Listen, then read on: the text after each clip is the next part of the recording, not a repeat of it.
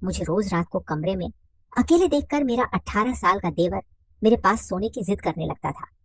एक बार जब मैं अपने पति की अनुपस्थिति में बहुत अकेली हो गई थी, तब मैं अपने कमरे में अकेली रो रही थी।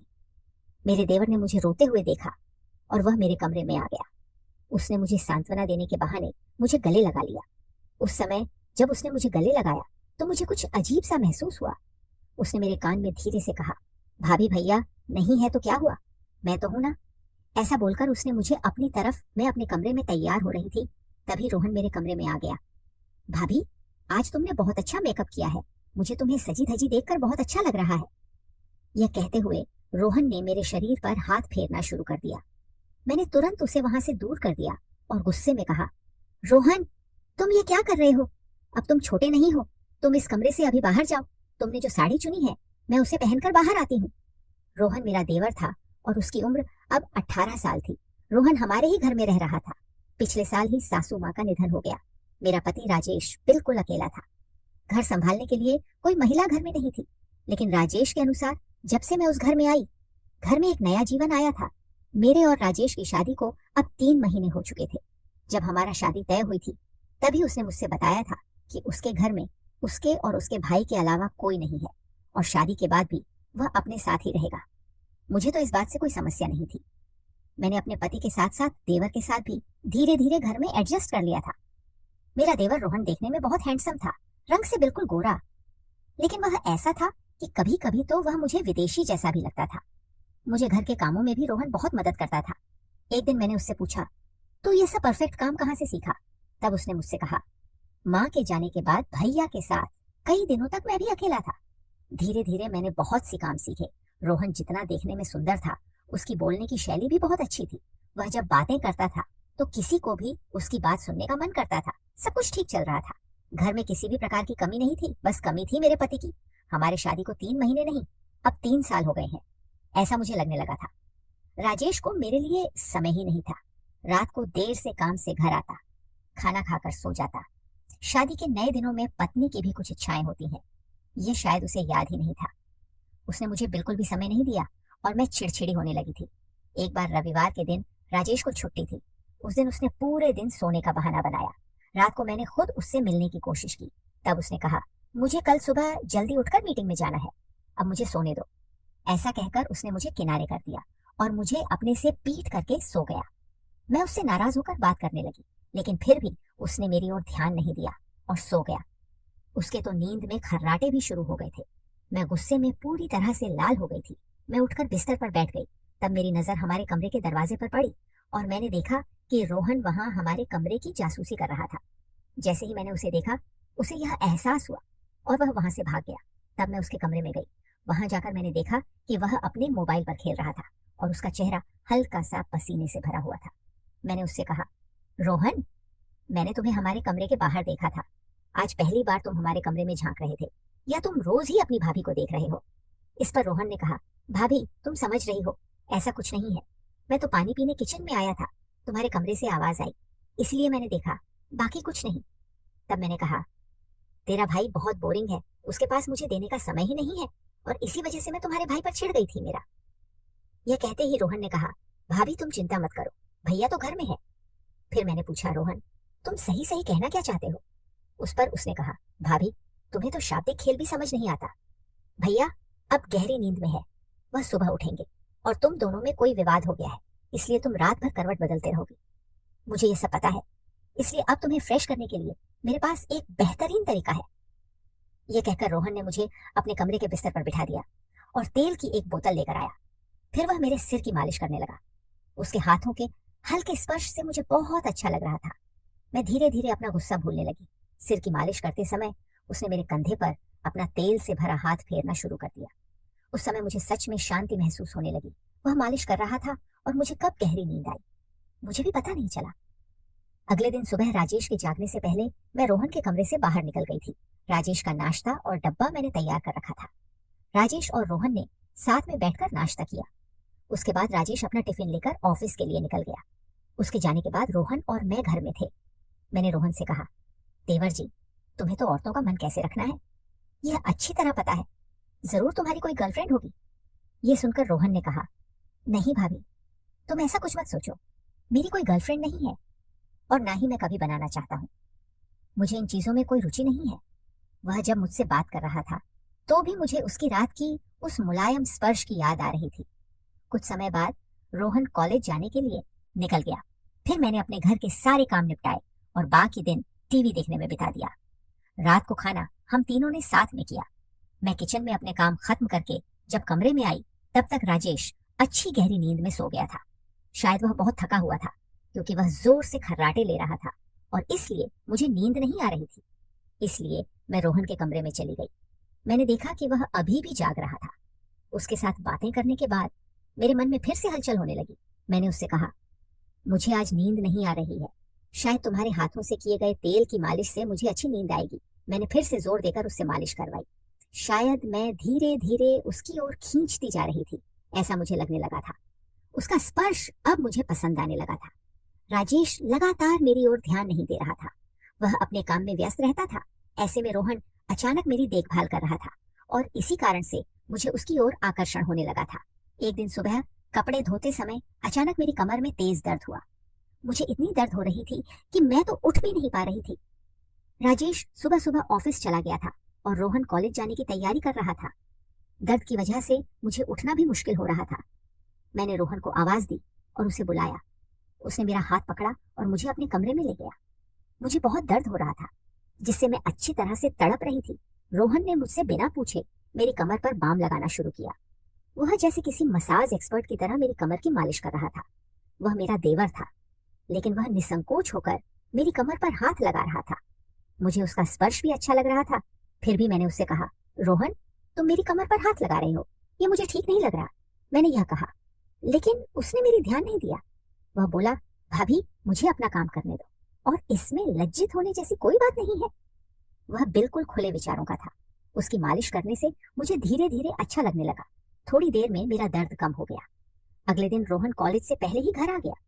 आते समय वह मेरे लिए एक साड़ी लेकर आया था। जब वह मेरे कमरे में आया तब मैं लमारी व्यवस्थित कर रही थी। आते ही उसने मेरे हाथ में वह साड़ी दी और कहा, भाभी, शादी के बाद मैंने तुम्हें कभी साड़ी में नहीं देखा। तुम हमेशा या तो ड्रेस या गाउन में होती हो। चलो, मैं तुम्हें अच्छे से तैयार करके तुम्हारे मस्त फोटो भी खींच दूंगा। बात करते करते उसने मेरी गाउन को पकड़ लिया और कहा, मैं तुम्हें साड़ी पहनने में मदद करता हूँ। तब मैंने उसे कहा, रोहन, तुम अब छोटे नहीं हो, तुम बाहर जाओ, मैं साड़ी पहनकर आती हूँ। रोहन कमरे से बाहर जाते ही मैंने वो साड़ी पहन ली। मुझे साड़ी में देखकर उसके चेहरे पर एक अलग ही खुशी थी। उसने मेरे लिए अपने हाथों से मेकअप किया। उसके मुंह से बार बार यही शब्द निकल रहे थे, भाभी, तुम कितनी सुंदर लग रही हो। मैं तो तुम्हारे सौंदर्य पर पूरी तरह से दीवाना हो गया हूँ। मैं उससे सभी बातों को मजाक में ले रही थी। उस दिन उसने अपने फोन में मेरे कई फोटो खींचे। शाम को मैंने वे फोटो राजेश को दिखाए। आज तो सच में चमत्कार हो गया था। राजेश मुझे शाम को फिल्म देखने के लिए ले जाने वाला था। उस दिन हमने बाहर का खाना भी खाया।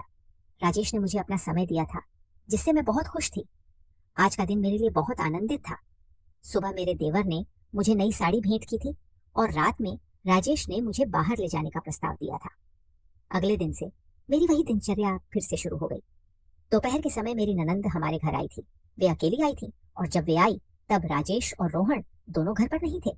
जब रोहन और राजेश घर आए, मैंने देखा कि ननंद ने अपने बड़े भाई को गले लगाया, लेकिन उसने छोटे भाई की तरफ देखा भी नहीं। ऐसा लग रहा था जैसे मेरे सामने होने के कारण वे रोहन से बोलने में हिचकिचार थी। उस रात मैंने ननंद के पसंद के खाने बनाए थे, जिन्हें खाकर वे बहुत खुश हो गई। उन्होंने मेरे द्वारा बनाए गए खाने की जमकर तारीफ की। रोज रात में राजेश थक कर जल्दी सो जाता था, इसलिए उसने सोने के बाद मैं ननंद के पास गप्पे मारने चली गई, क्योंकि वे आज बहुत समय बाद हमारे घर आई थी। मैं अपने कमरे से बाहर आई तो ननंद रोहन के कमरे में थी। जब मैं रोहन के कमरे के दरवाजे के पास पहुंची तभी मुझे ननंद की आवाज सुनाई दी। वे रोहन पर चिल्ला रही थी।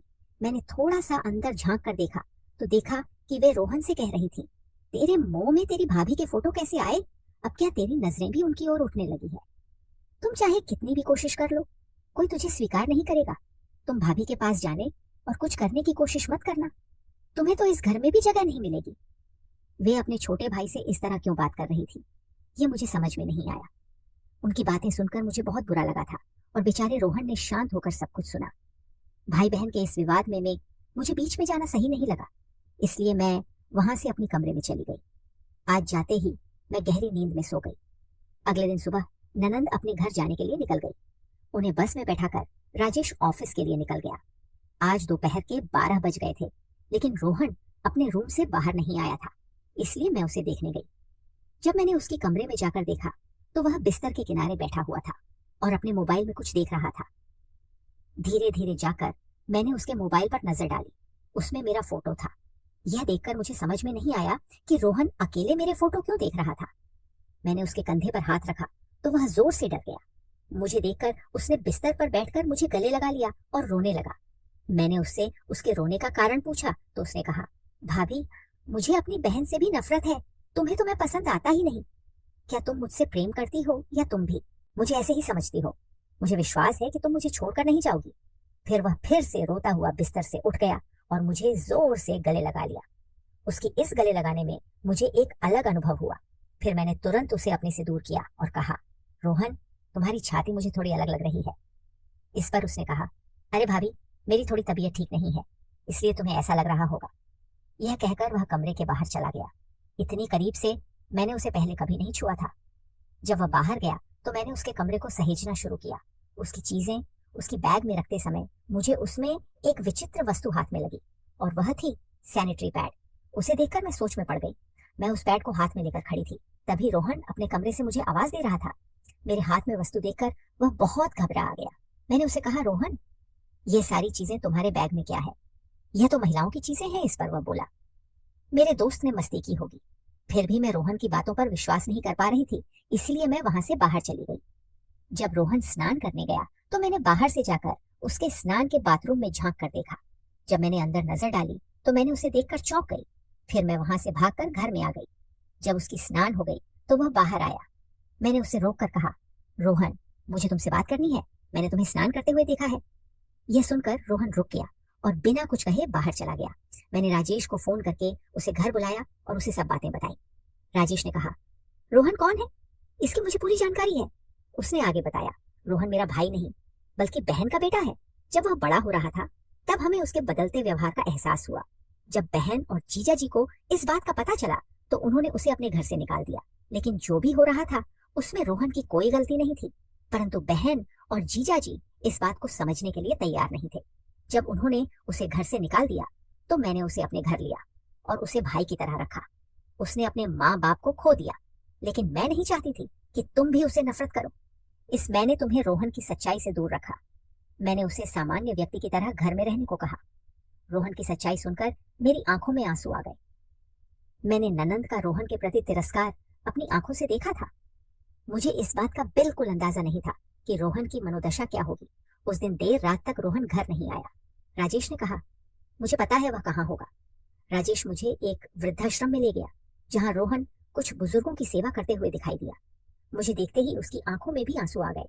मैंने उसके पास जाकर उसे गले लगाया और कहा, रोहन, मुझे सब कुछ समझ आ गया है। अब तुम्हें बिल्कुल भी डरने की जरूरत नहीं है। आगे से मैं और राजेश तुम्हारे केवल भाई बहन नहीं बल्कि तुम्हारे माता पिता हैं। मेरे इन शब्दों को सुनकर रोहन और भी भावुक हो गया। रोहन बहुत होशियार था।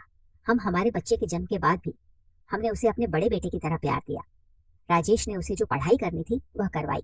आज रोहन का अपना एक बड़ा पार्लर है और वह गर्व से अपने पार्लर में अपनी पसंद का काम कर रहा है।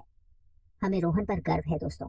इंसान का जन्म भगवान की दी हुई एक कीमती चीज है, इसलिए किसी को भी उसकी किसी भी परिस्थिति के आधार पर कम नहीं आंकना चाहिए और उसकी भावनाओं का सम्मान करना चाहिए, ताकि हम एक बेहतर समाज का निर्माण कर सकें। दोस्तों, आपको यह कहानी कैसी लगी? अगर आपको यह कहानी पसंद आई हो तो वीडियो को लाइक करें और चैनल को सब्सक्राइब करें।